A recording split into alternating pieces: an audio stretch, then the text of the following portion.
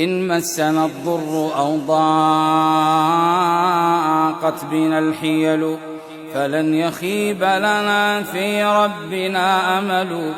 وإن أناخت بنا البلوى فإن لنا ربا يحولها عنا فتنتقل.